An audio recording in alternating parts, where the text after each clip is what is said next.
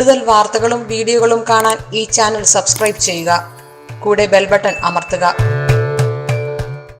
നമസ്കാരം. രക്തം സ്വപ്നം കണ്ടാൽ പല സ്വപ്നങ്ങളെക്കുറിച്ചും പല സ്വപ്നങ്ങളുടെ ദർശനത്തെക്കുറിച്ചും ഒക്കെ നമ്മൾ പറഞ്ഞിട്ടുണ്ട്. രക്തം സ്വപ്നം കണ്ടാൽ ചിലർ ചോദിച്ചു, രാത്രി രക്തം സ്വപ്നം കണ്ടു, അതിൻ്റെ ഭവിഷ്യത്ത് എന്താണ്? രക്തം സ്വപ്നം കണ്ടാൽ അത് അത്ര നന്നല്ല.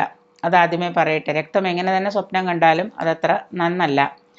നമ്മുടെ കൈകളിലൊക്കെ രക്തം പുരണ്ടിരിക്കുന്നതാണ് കാണുന്നതെങ്കിൽ ഉടനടി നമുക്കുണ്ടാകാൻ പോകുന്ന സാധ്യതയുള്ള ദൗർഭാഗ്യകരമായൊരു സംഭവത്തിൻ്റെ മുന്നറിയിപ്പ് എന്നോണമാണ് കൈകളിലൊക്കെ രക്തം പുരണ്ട് നമ്മൾ കാണുക. ചിലപ്പോൾ നമ്മുടെ ഏതെങ്കിലും ശരീരത്തിൻ്റെ പോർഷനിൽ നിന്ന് കാലിൽ നിന്ന് എവിടെയെങ്കിലുമൊക്കെ ചിലപ്പോൾ രക്തം വരുന്നതൊക്കെ നമ്മൾ ദർശിക്കുക. അങ്ങനെ വരുമ്പോൾ നമുക്ക് എന്തോ ഒരു ദൗർഭാഗ്യകരമായൊരു സംഭവിക്കാൻ പോകുന്നു എന്നുള്ളതിൻ്റെ മുന്നറിയിപ്പാണ് അങ്ങനെ രക്തം സ്വപ്നം കാണുന്നത്.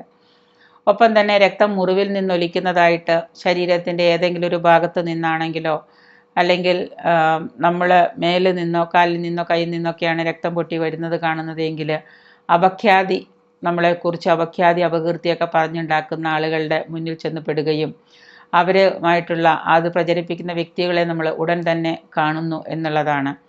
അവരെ അഭിമുഖീകരിക്കേണ്ടി വരുന്നു എന്നുള്ളതാണ് അതിൻ്റെ സൂചനയാണ് ഈ തരത്തിലുള്ള ഒരു രക്തം സ്വപ്നം കാണുമ്പോൾ ഉണ്ടാകുന്നത്. അപ്പോൾ നമ്മൾ ചെയ്യേണ്ടത് എന്ന് വെച്ച് കഴിഞ്ഞാൽ ദുർഗാദേവിയെ ഭജിക്കുക. അങ്ങനെ സ്വപ്നം കണ്ടു കഴിഞ്ഞാൽ ഉടനെ എഴുന്നേറ്റിരുന്ന് ദുർഗാദേവിയെ ഭജിക്കുക.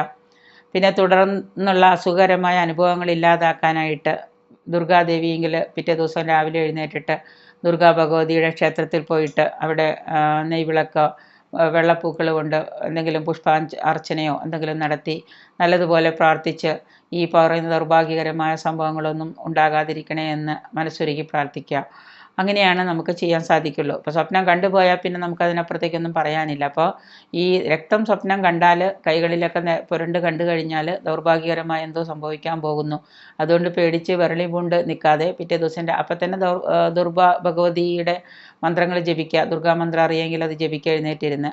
എന്നുണ്ടെങ്കിൽ പിറ്റേ ദിവസം രാവിലെ എഴുന്നേറ്റ് ഏതെങ്കിലും ദുർഗയുടെ ക്ഷേത്രത്തിൽ പോയിട്ട് നല്ലതുപോലെ പ്രാർത്ഥിച്ച് ദൗർഭാഗ്യകരമായിട്ട് എന്തെങ്കിലും സംഭവങ്ങൾ നമ്മളെ ബാധിക്കാൻ പോകുന്നുണ്ടെങ്കിൽ അതിൻ്റെ കാഠിന്യം കുറയ്ക്കാനായിട്ട് നമ്മൾ ദുർഗാ ഭഗവതിയെങ്കിലും നല്ലതുപോലെ എണ്ണ വിളക്ക് വഴിപാടുകൾ എല്ലാം ചെയ്ത് നല്ലതുപോലെ പ്രാർത്ഥിച്ച് മടങ്ങുക.